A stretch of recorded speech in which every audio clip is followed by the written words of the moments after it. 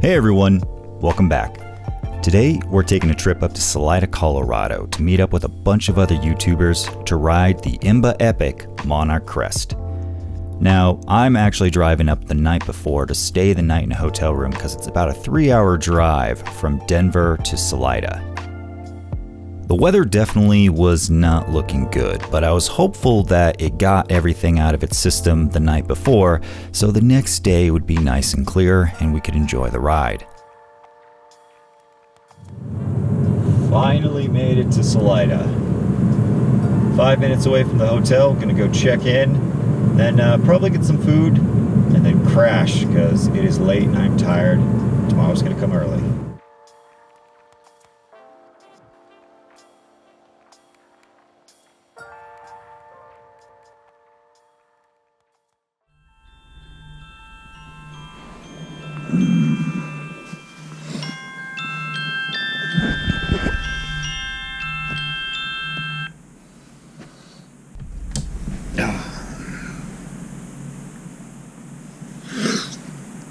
I ever mentioned I'm not a morning person. Alright, so up and dressed. Gonna go grab some food. See if I can't meet up Eric. Oh, I'll have to solve one problem. Hey Eric. All the GoPros turn on. GoPro Symphony. Successfully made it onto the shuttle. Not too okay with my neighbors though. This guy looks a little rowdy. His neighbors are awful. Yeah, but I don't know, dude. Is the seatbelt optional when you're shuttling? Is that a rule? Yeah. I feel like We all start getting each other. Somebody has to be the rogue body that when we wreck is just rolling around the whole thing. Well, we're all wearing helmets. It's okay. Exactly. We're safe. We got James and JF rides. That's right. You'd be all right. Already had to ditch the gimbal because it rained on us.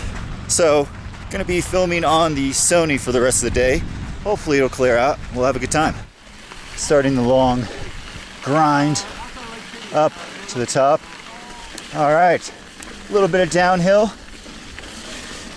Why does it say wrong way? Don't let trail forks fool you. It may look all downhill, but this trail has over 2,500 feet of climbing when you're already above 10,000 feet. We hiking. We hiking. Welcome to today's hike. That weather, it's a little moody. How you feeling that, Joe? That's a pretty good walk. I'm feeling it. How was it, Joseph? I've made worse mistakes in my life. So we're hanging out here below the tree line because there's a nasty thunderstorm rolling in right over there. And if we get caught out exposed, that's no good. That was one of my favorite episodes. Woo! Thunderstorm cleared out. Actually seeing a little bit of sun over there. So we're gonna take this opportunity to skedaddle up the hill. I was hoping that you're going to narrate that for me. Oh, I charge for voiceover. It's a little hard. All right, the guy who can play Mary Had a Little Lamb when it breaks. More walking, but look at that view. Woo! The climbs were brutal, but the views were beautiful. Though at this point we were maybe 6 miles in on a 36-mile ride. There was still a lot of trail in front of us. Here comes that next rain. Clouds are literally blowing past me. Every time the skies cleared up, it was an incredible view on either side. This high alpine climbing was a whole new experience for me, and it was absolutely incredible. Oh, freaking gorgeous. After some brutal climbs, it was a warm welcome to be able to go downhill. Now, these trails have a ton of variety, so there's something for everyone. Just make sure to keep your eyes up because you never know when the trail will suddenly change on you. Oh boy. Loose, wet rocks and roots. Ooh, big rocks. Yeah. All the trail ninjas are out over here. Oh. Grab ya. Yeah, here we go. You. All right, eyes up. is an epic day. Yep. Woo! Oh yeah, here we go.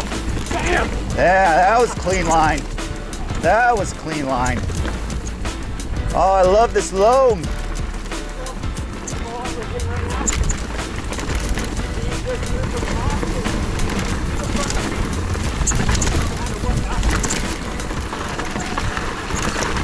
Woo!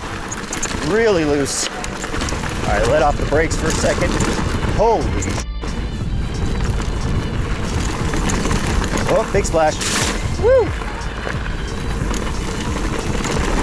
Whoa! Jesus. Oh, whoa! Phew! All right. Whoa. It's like a mini Batmobile. As epic as this ride was, I slowly started to realize that I was in over my head. Climbing at 11,000 feet was just something my body wasn't used to coming from the thick Austin air, and pretty soon I started to succumb to hypoxia or altitude sickness so badly I couldn't even talk straight. I bit off more than I could chew with this ride. 2,500 feet of elevation, or elevation gain. 2,500 feet of elevation. The symptoms of hypoxia are actually very dangerous when you're mountain biking. Your reaction time becomes garbage, your vision is blurred, you can't think straight, and communicating becomes very difficult. Now, it actually got so bad that I turned off the camera and just started walking, but even then, my legs felt like they were in concrete and my bike was 100 pounds as far as I was concerned. It got so bad that Jason Bikes actually pulled over to make sure that I was doing okay. Not that great, man. Altitude's definitely getting to me. Okay. Burning out. Going on? Oh, just dizzy, man. Dizzy? Yeah. Headache? A little bit. Okay. So. Any nausea? Nah. Okay. While a passing storm was a good excuse to take an early lunch, the group realized that I desperately needed a chance to catch my breath. And while resting for a moment and getting some food definitely helped, unfortunately, I just couldn't get my energy levels back up to the place where I needed to be. You go ahead. You sure? Yeah, I'm not okay. I mean, I'm okay, but Are you gonna be okay? yeah, I'm gonna be okay. I'm just taking it super easy, dude. There was one last climb to the final peak. The good news was, everything after that was all downhill.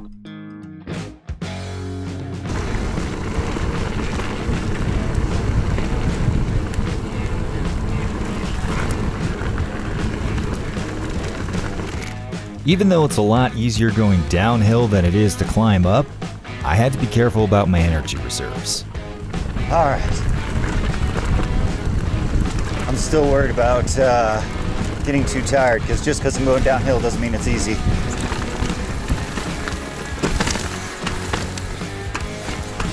Oh, Jesus.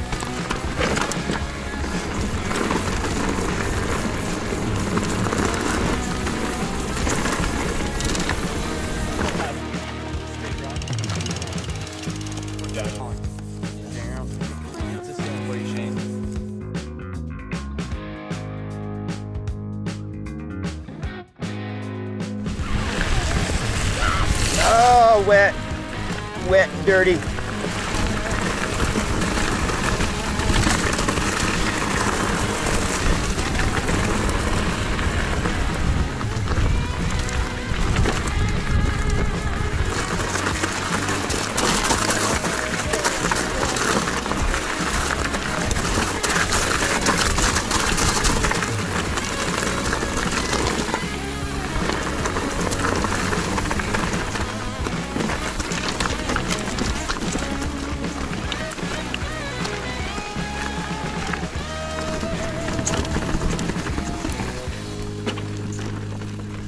We were almost done with Monarch Crest. All that was left was Rainbow Trail, but that had a lot of punchy climbs and technical downhill, two things that I just didn't have the energy for. So at this point, I decided to take a fire road back to town. Eric was also feeling the altitude and decided to come with me. All right. Ready? You ready? All right, guys. Crash you down there. See you on the other side. Normally, fire roads aren't that interesting, but this one turned out to be a freaking roller coaster and was an absolute blast.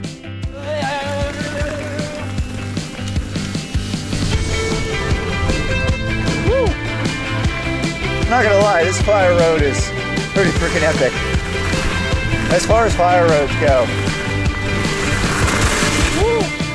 Once we made it to the end of the fire road, all we had to do was cruise down the highway and we were back into town. Which, by the way, if you want to see just how fast your bike can go, this is the place to do it.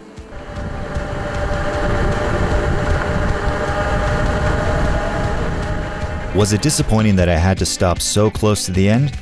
Sure, but at the same time, I was super proud of myself for even trying this in the first place. Taking those trails on during good weather would have been challenging enough. Having all that extra adversity just made it that much more special coming out the other side.